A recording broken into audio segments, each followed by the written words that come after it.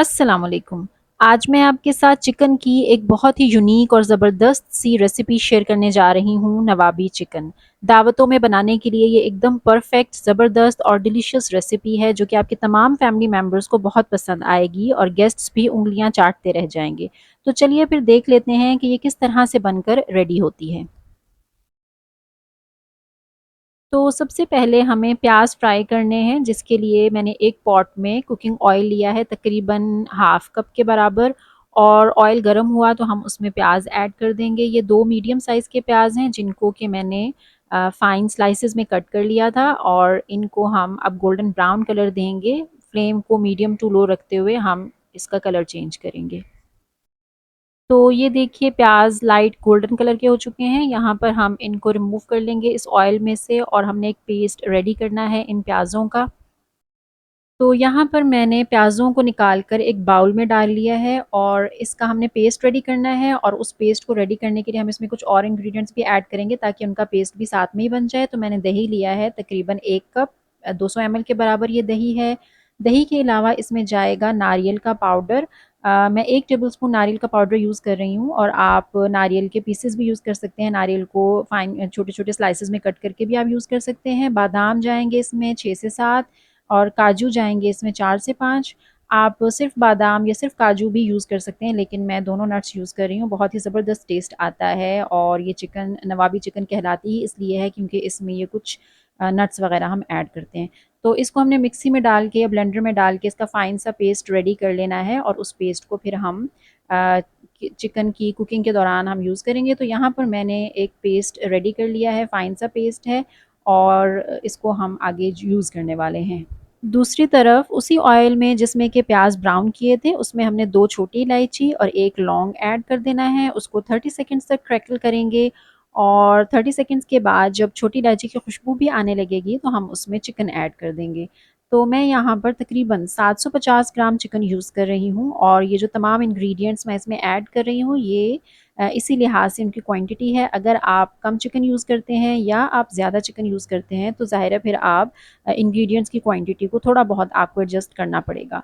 तो चिकन को यहाँ पर हम फ्राई करेंगे, तकरीबन 3 से 4 मिनट देंगे ताकि ये जो चिकन है ये अच्छी तरह से फ्राई हो जाए, इसकी कच्ची स्मेल ख़त्म हो जाए, और इसके ऊपर एक बहुत ही ज़बरदस्त सा अच्छा सा गोल्डन कलर भी आ जाएगा, और इससे इसका टेस्ट भी इन्हांस होगा। इसलिए आपने यहाँ पर इसको ज़रूर फ्राई करना है।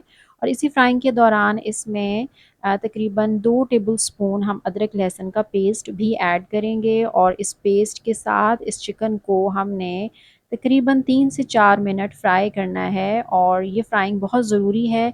कुछ भी डाले बिना हम इसको कोई मसाले वगैरह भी ऐड नहीं करें, लेकिन हम इसको पकाएंगे यहाँ पर 3 से 4 मिनट तक, इसका कलर चेंज करेंगे, इससे इसका टेस्ट बहुत अच्छा होता है।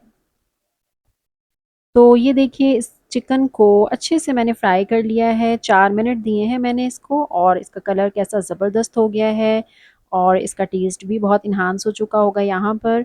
तो इस पॉइंट पर आकर हमने इसमें वो पेस्ट ऐड कर देना है जो कि हमने रेडी किया था, प्याज, बादाम, काजू और नारियल के साथ। साथ में ही हम यहाँ पर कुछ पाउडर्ड मसाले भी ऐड कर देंगे, जिसमें लाल मिर्च पाउडर 1 टेबलस्पून या अपने टेस्ट के अकॉर्डिंगली, 1 टेबलस्पून कश्मीरी लाल मिर्च पाउडर, और 1 टीस्पून खुश्क धनिया पाउडर, 1 टीस्पून साबुत ज़ीरा है, और हाफ़ टी स्पून हल्दी का जाएगा, और नमक भी जाएगा 1 टीस्पून के बराबर, या आप अपने टेस्ट के अकॉर्डिंग इसमें नमक ऐड करेंगे।